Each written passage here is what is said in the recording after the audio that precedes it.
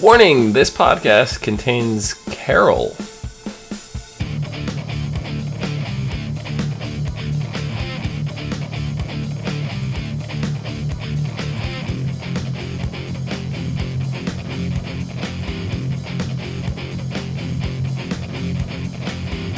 Hello everyone, and welcome to the ASOTV podcast for The Walking Dead Season 6, Episode 13, The Same Boat. I'm your host, Clio, and with me I have John.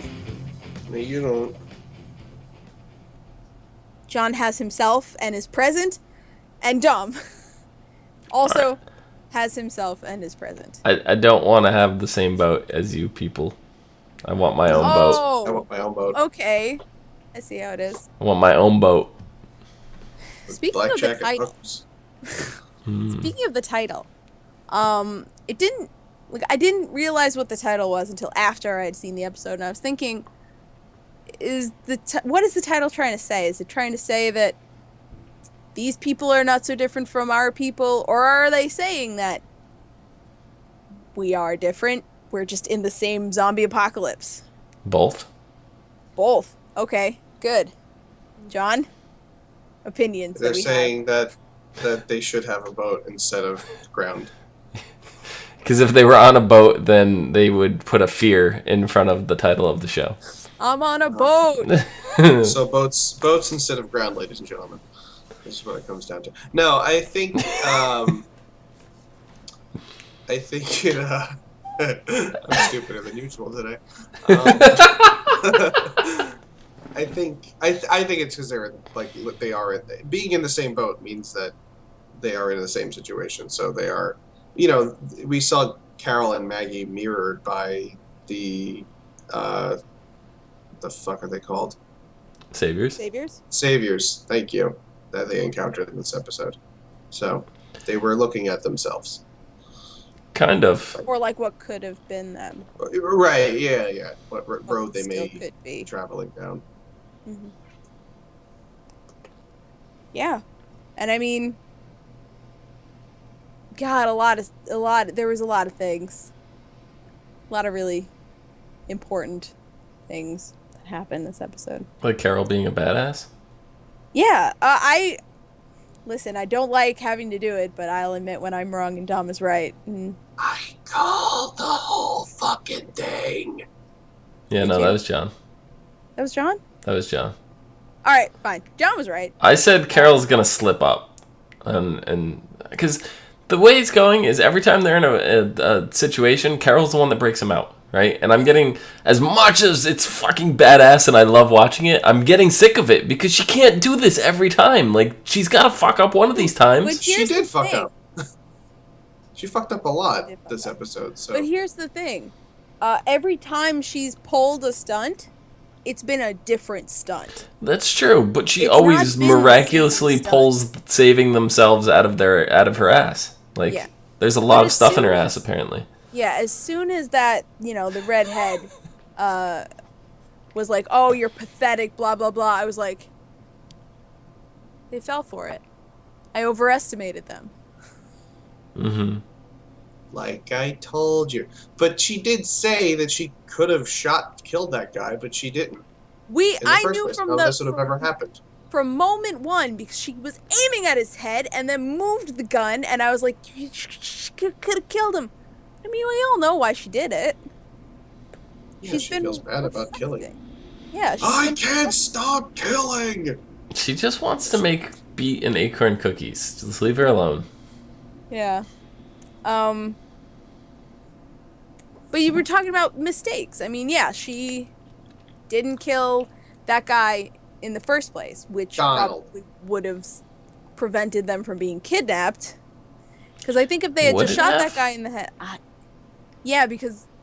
I don't know. Because granted, Maggie went to him, right? But they were still in the middle of having an argument, right? Yes. Carol and Maggie were in the middle of an argument. So if Carol just turned around and shot that guy right in the head, he dropped over, they're still going to be, they're going to be there talking. And maybe they would have got the jump on him. Maybe they wouldn't have. It's hard to say, but I still think they would have, because they would have seen their friend go down and been like, okay, we can't just rush in there now. Mm-hmm. You know, they knew that they could rush him before because they were distracted. Mm-hmm. Where if one's got their back to them, one doesn't. There's still room for distraction, but as soon as they turn to leave, that's when they could have jumped them. So I think no matter what, they still would have gotten the best of them. Yeah, could have. But then, what was her other mistake? Not shooting Redhead in the head. Redhead in the head. Because she told her to run. She didn't just shoot her. Hmm. Again, there was a reason for that. I mean, yes. But I mean, it's same result, I guess, because she's dead anyway. Yeah, but it was, and you could see it on Carol's face where she wished she had shot her because that was a painful, agonizing death. Yeah. I mean, it would have just been like a mercy killing at that point. Yeah.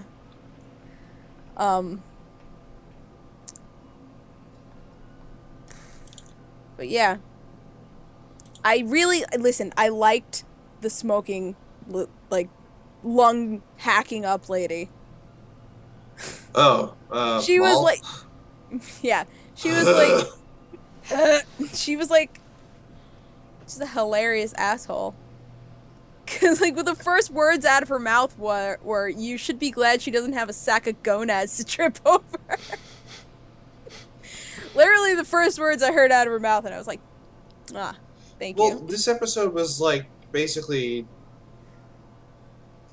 women centric, so Donald over there just had to go fucking die. He was As soon such as an he was asshole. And he tried to be like all tough, and then two women who were tied up kicked the shit out of him. Well, yeah, but he also lost a lot of blood. Yeah, That's somehow very true. I'm thinking even if he had all of that blood, he still wouldn't have been able to do anything to them. All right, I guess. Maybe. Probably. Yeah. I fucking loved how Maggie just like sweeped out his legs. And the leg sweep. Yeah. That was great. Yeah, he was pretty useless, which was funny. Yeah. Good old Donnie. Well, getting immediately shot kind of, I guess, renders you a little useless. So now you're agreeing with me. Yeah. The fuck it. All right, cool. Whatever. You persuaded her. I didn't even say. You know what? Never mind. I also think that doesn't change the fact that I also think that he was useless to begin with. Okay. Okay, sure. Yeah, I'm into that.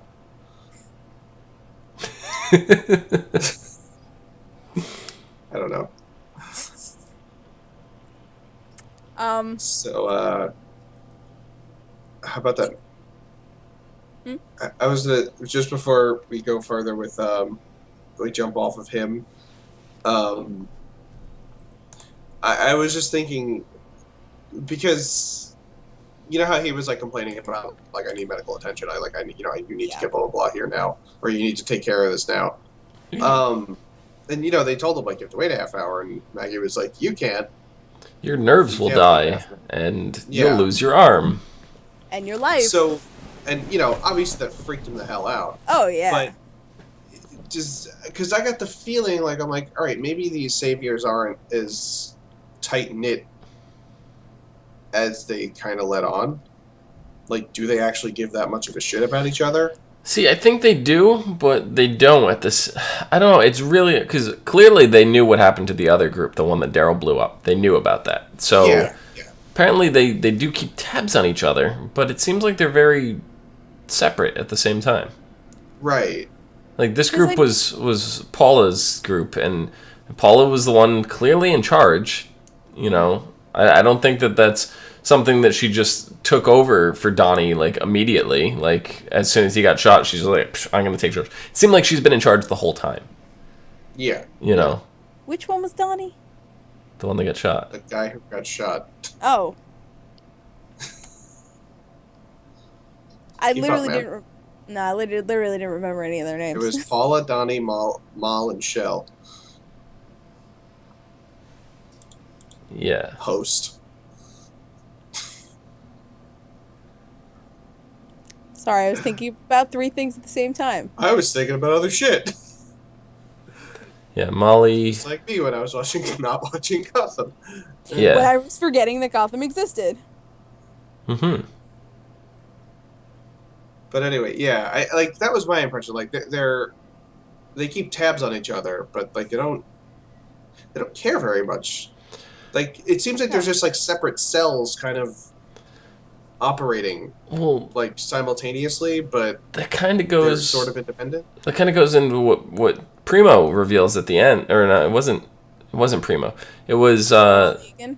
Yeah, it was the we're all Negan, and it Yeah. seems like it's almost like a ghost. Like we know that there is a Negan. We do because Negan's been cast in comics and stuff like that. I am the pilot Wabots. But it seems like it's an idea at that point that it's just an entity that represents the saviors, and nobody's ever seen them, and It's like yeah, that's what I was like. We're all Negan. What the fuck is this? Some Robin Hood shit or Spartacus or Yeah, Dread Pirate it's Roberts thing? it's like a belief system instead of just like a guy and a leader, you know. Yeah. I don't know. It just struck me as interesting because, his resolve was rather tested, and I think if that was, someone from our group saying like I need help, and they were reassuring him, like they would, that person would believe them because, there's genuine caring exchanged.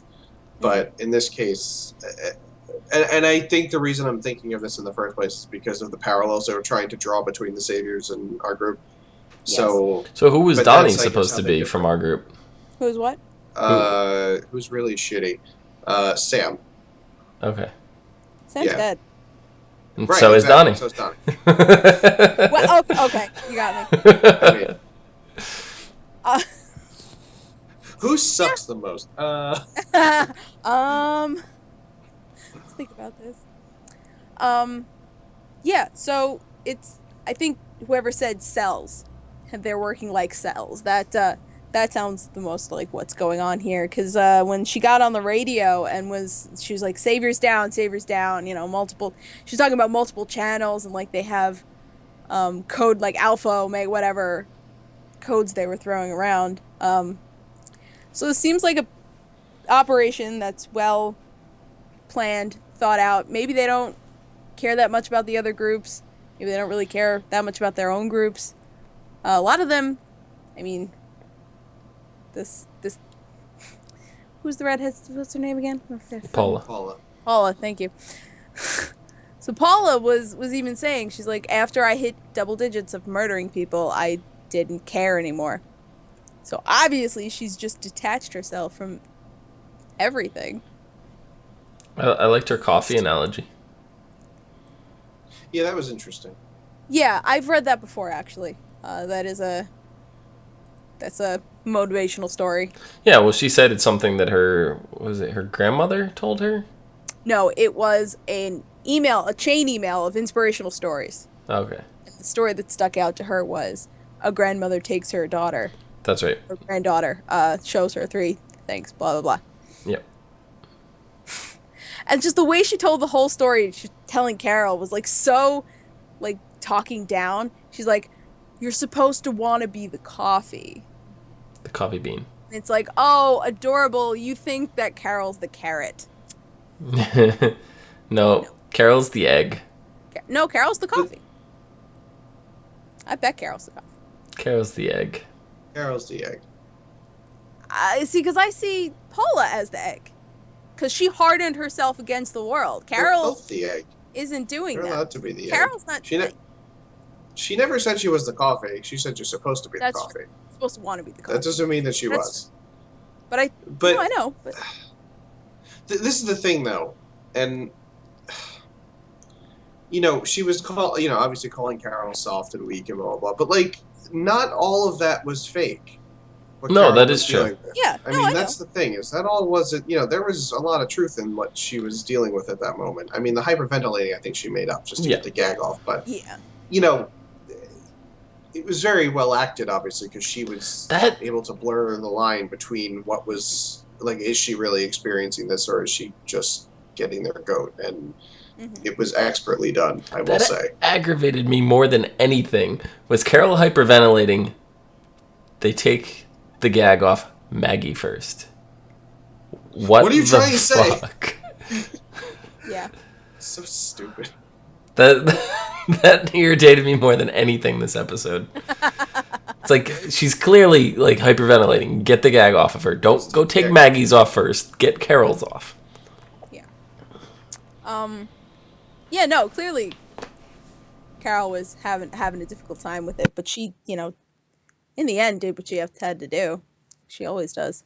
She just, you know, tried to work in the "you should probably run. I'm sparing you. Do you not understand I'm sparing you? I told you to fucking run." And now you're on a post. Yeah. Now I shot you in the chest and you're shoulder. Shot you in the shoulder and you're on a post. With your face missing. Yeah. That walker just started munching on her face. Mm-hmm. I bet it was delicious. I bet it was. It looked delicious. They usually use chicken or something, so it probably was just chicken. Or gross prosthetic plastic, who knows? Yeah.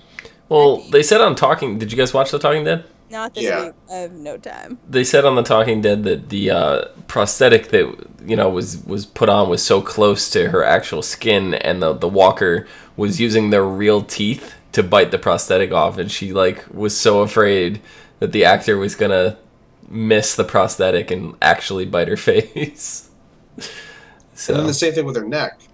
He was supposed to bite her neck, and then there was supposed to be, like, jugular blood squirting out, and it didn't work. Like, the pump malfunctions, and, like, the pack just exploded and just shot down her back, and, like, her clothes were all covered in 2 gallons of fake blood. Yeah. So that was supposed to happen, apparently, but it didn't. So. Well, I mean, still looked pretty good. Oh, looked great. I mean, yeah. It was well edited, to say the least. But definitely. Yeah, but anyway, yeah. So the thing with Carol, like,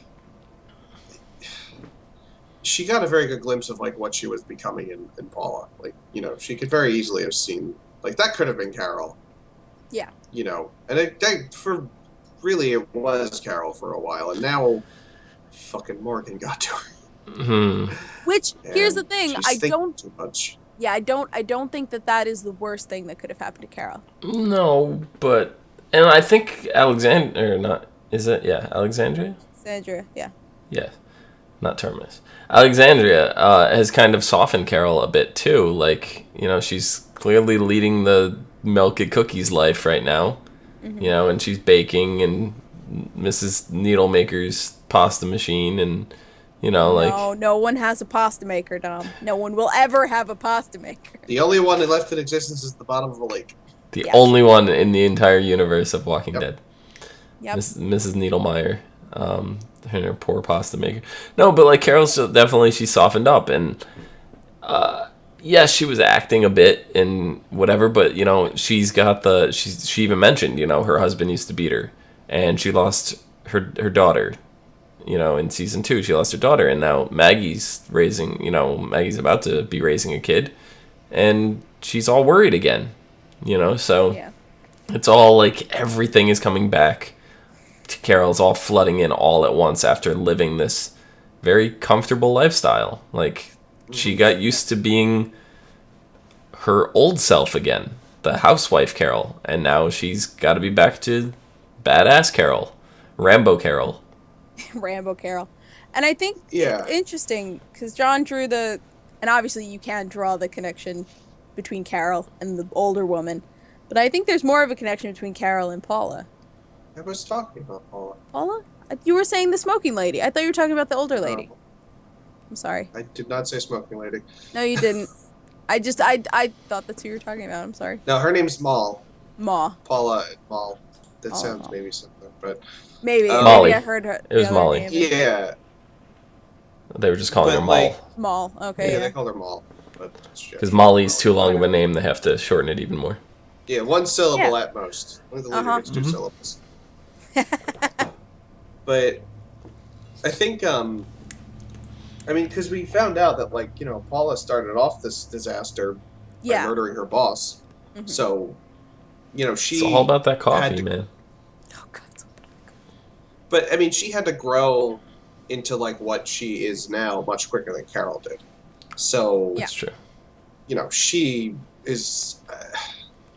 I think she's probably been straddling the edge much closer than Carol has for a long time now, because she completely, where Carol had time to reflect, I don't think Paula even gave a shit about reflecting anymore.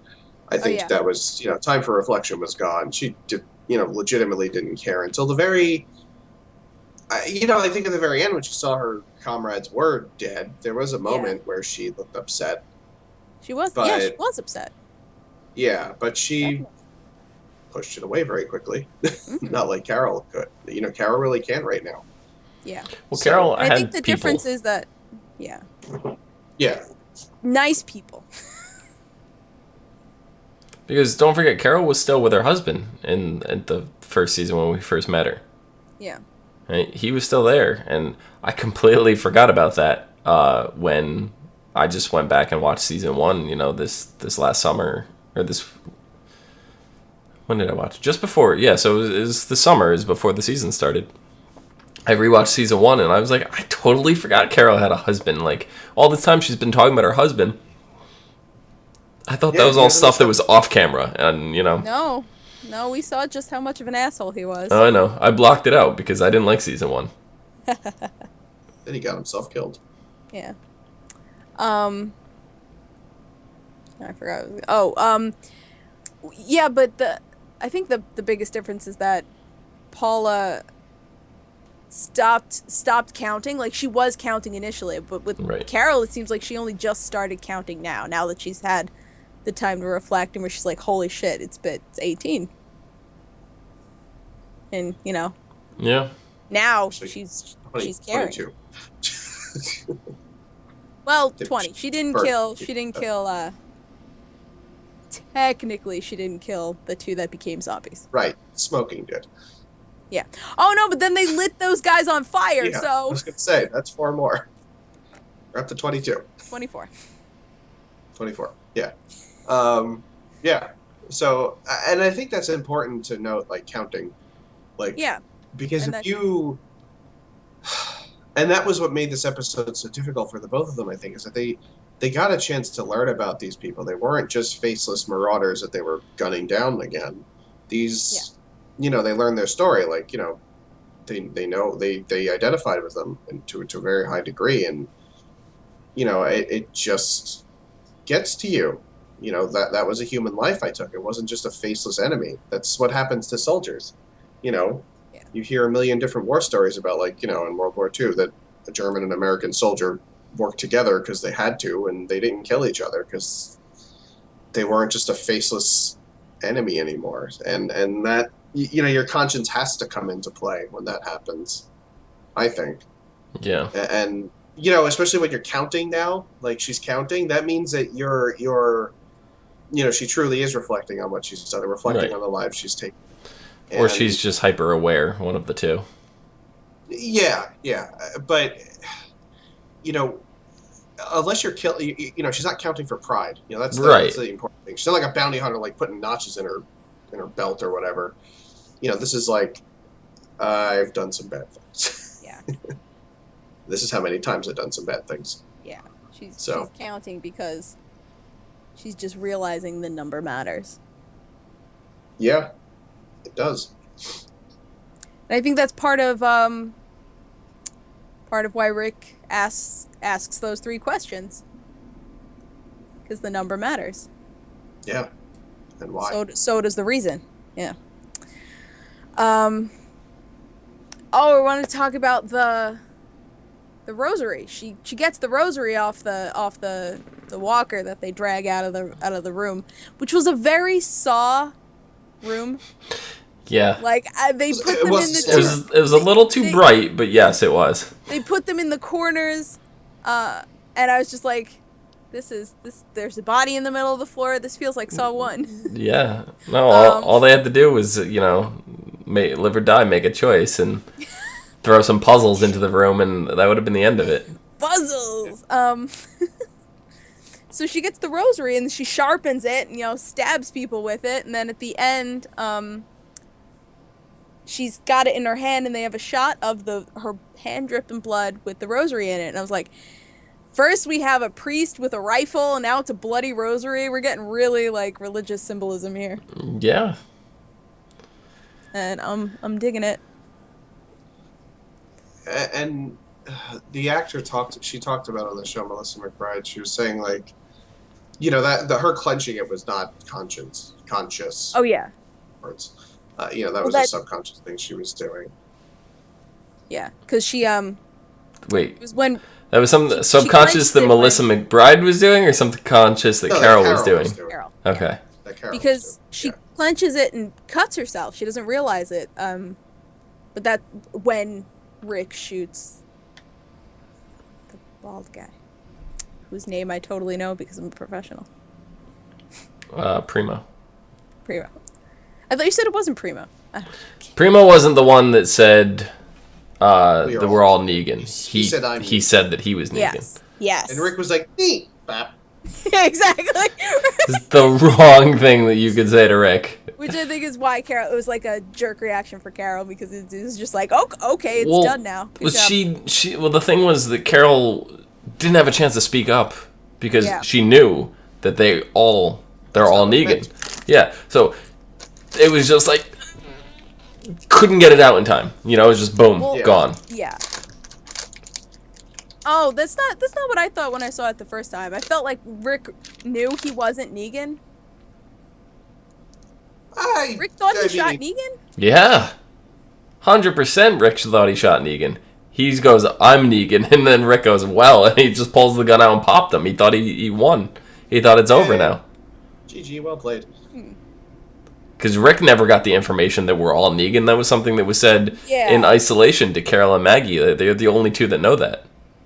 Yeah, I mean, I'm sure it's going to be explained to him on the way home, but... Oh, yeah.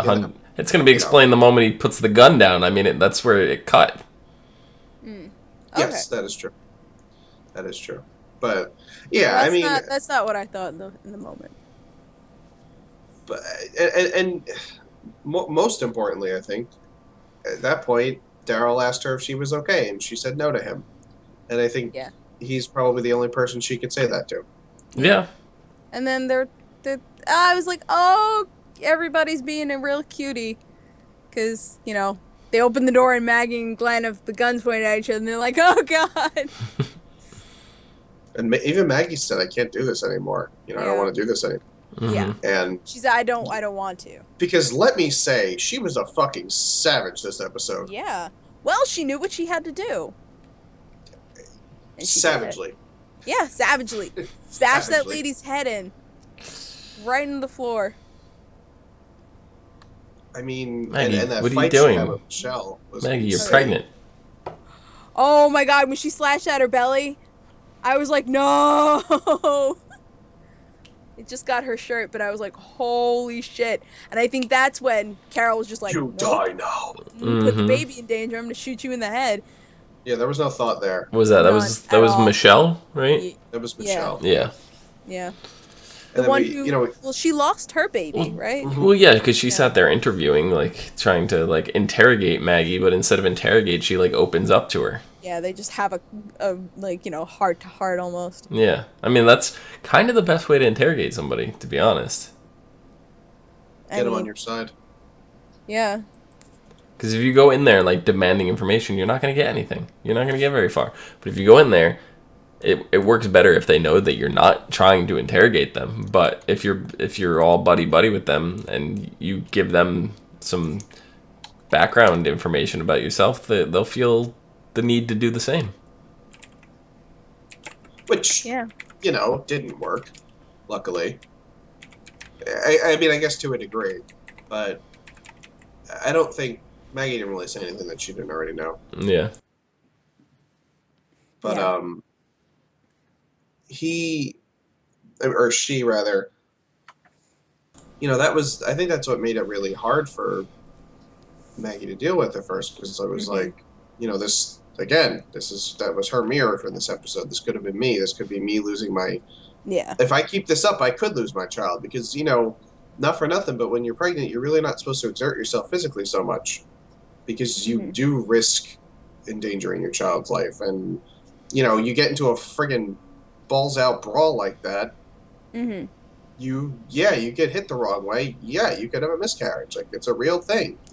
Like, so certain thing, like you could have like an uncontrollable fit of laughter, where like to the point where you can't breathe. Like, if you ever laugh so hard, like that everything in the you ever stay up, it's like 4:00 in the morning, and everything in the world is funny to you, and you've laughed at things that aren't actually funny, but they're just so funny because you're delirious, and you get to that point where your stomach hurts. Like, you can have a miscarriage from that. You can. So, it's crazy. But a side note to lighten the mood a little bit. Yeah, really. Rachel in chat said that she thought that we said that he was a vegan. Yes, that Primo said that he was a vegan, and chat is erupting in laughter right now. So. Yep. We're all vegans. They don't even, they're just those asshole vegans who are just like, hi, I'm a vegan. What's your name? What? That's not what I asked. I need a doctor. I'm a vegan. Good. Good. Let's see. What's next episode is... Oh, crap. Crap. Twice as far. Apparently, Omikins is not a vegan, just for the record. Shocking. Wait. The synopsis for Twice as Far is exactly the same as the thing I read last week. Is it? 2 separate groups leave Alexandria for supplies while both worry over the future of the community. They will face immediate danger. Oh, okay. I read that last week. That was what it said last week. Interesting. Maybe Stop lying to me, Walking misprint. Dead. It was probably a misprint. Stop lying to me, AMC. Huh. I got your number. They must have just swapped them. Yeah, it happens. Yeah, probably. One anyway. thing of note, in the next episode, it looks like we're losing a mullet. We may have to mourn the mullet. No. It looks like in the previews, yeah. Looks like Eugene's got rid of the mullet. So maybe we should pour one out for the mullet. Pour out my can of Red Bull. I'm just gonna cry. Yeah. I mean, it's a new age. Yeah. Damn. Anyway, I guess you can't really speculate on something we read last week and don't know if it's actually going to be. Well, we do know. Since you didn't watch The Talking Dead, I didn't. Yes. We did see Carol talking to Daryl briefly. He got his motorcycle back, which was wonderful. Yeah. And Primo tried to drive it away. Right. And she was asking him about the people he saved in the woods. And he's like, and he flat out said I should have killed them. Yeah. Because she was commending him you let them live, and he's like, I should have killed them. Yeah. And they share a cigarette, and that was about it. See what happens when you're nice in this world? You get your bike stolen. Well, I mean, and your life almost taken. Here's the thing, because being nice is good when you're nice to people like Jesus and the people at the hilltop. Because they seem like pretty alright folks, but when you're nice to the saviors, that's like... Right. I hit my mic. That's not really gonna be any good, so... Yeah. It's sometimes a crapshoot. Not everyone is who they appear to be, and you get duped. It's just what happens. It's life. So, that's it. Anybody got anything else? As I slur my words, because... All the saviors must die. Yes. No, but the one thing that stood out to me in this episode was when Paula goes, "You think you're the good guys?" Oh, that's right. I had that written down. I didn't. Instead And of they're not. That was the other one. They're not. That wasn't Paula. That was Michelle? Is that Molly? the young one. Yeah, Michelle. Oh, Michelle. Said that. Oh, yeah. She was saying it to Maggie. Yeah. That's not true. wrong. She's not wrong, but they're not the good guys. You know, the saviors aren't the good guys either. No. Negan's the good guys. It's No. it's like, but then again, we get into the whole debate of what's good anymore. Exactly. You know, the laws of man have changed. Exactly. So, you know, I guess the Hilltop people might be good, but you know, one of them stabbed their governor. So, I don't know. Are they? Trying to save his brother. I mean, it's what Yoda says. You know, fear leads to hate. yeah. Hate leads to anger?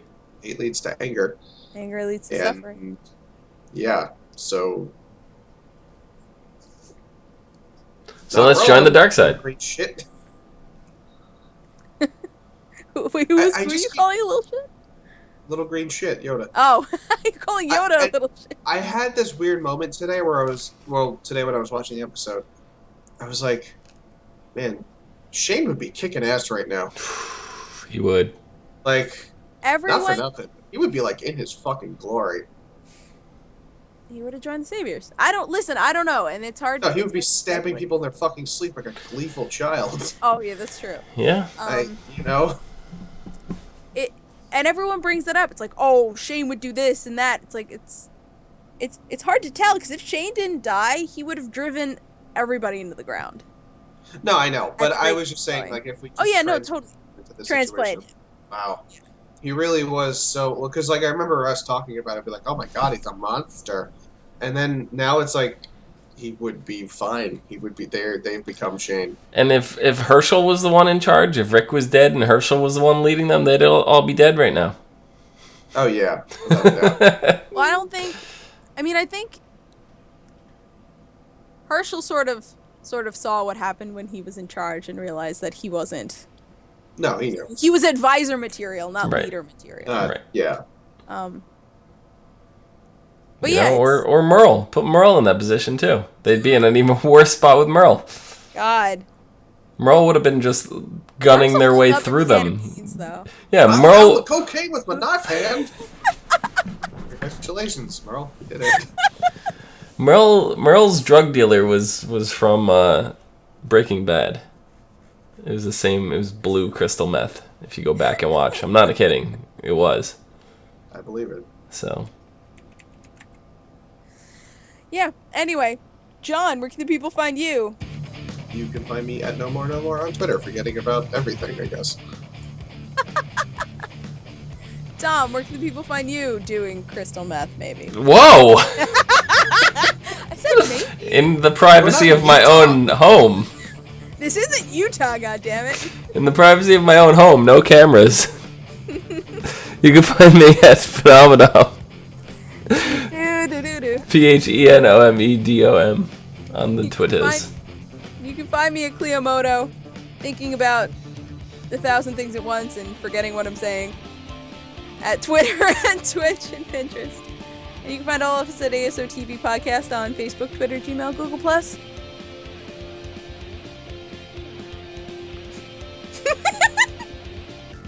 And right here on YouTube. Nice. There it is. Follow us for some more podcasts from some of your favorite TV shows, movies, and video games. Until next time, bye-bye. I knew that's what you were waiting for, so I couldn't I do know it. you knew, Couldn't do it. asshole.